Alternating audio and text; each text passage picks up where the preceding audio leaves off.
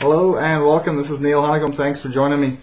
Today we're going to talk about expanded polystyrene and how it's made. Basically, EPS foam is short for expanded polystyrene, and the name basically explains what it is. It's a polystyrene bead that's expanded, and the process that's used is what people don't understand a lot of times. It's a plastic resin basically that you take and you combine with heat and with steam, and then it expands the bead to a certain point. Now, once the bead is expanded, you take it and you put it in a container that allows the blowing agent to escape. That's put inside the bead, and that actually allows the bead to expand. And if you don't let it sit in this container for 24 hours, then the blocks will probably come out bad because there will be a lot of pressure inside, and the chemicals trying to escape.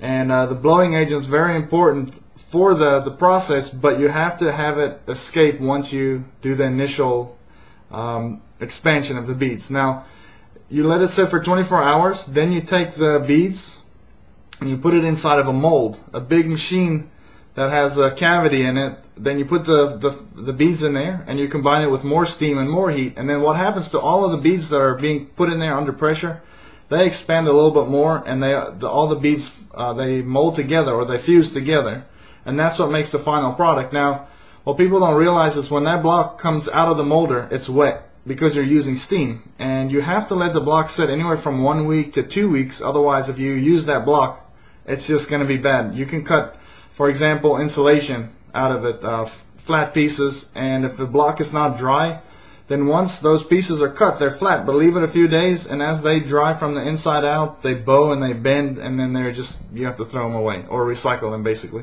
So if you talk to an EPS manufacturer, make sure you find out how long they let their blocks dry. They have to be dry. Some guys or some manufacturers use dry rooms, and the dry rooms will take 1 or 2 days to dry the blocks. It's a lot faster, but then you have to have a dry room. Otherwise, I mean, just 2 weeks is not so bad either. But now the other thing is, once the block dries, what people also don't realize is some of the manufacturers have blocks that are 24 feet long. So you can imagine a 24-foot block of foam that weighs anywhere from 300 to 600 pounds, and you have to take that block and stand it up vertically.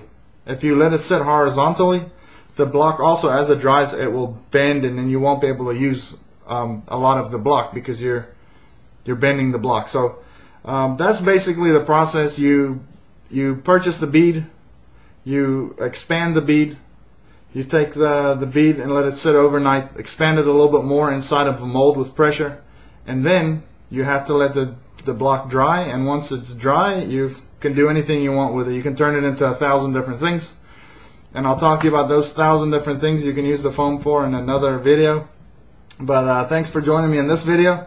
This is Neil Honeycomb, EPS Foam Pro, and I will see you on the next video.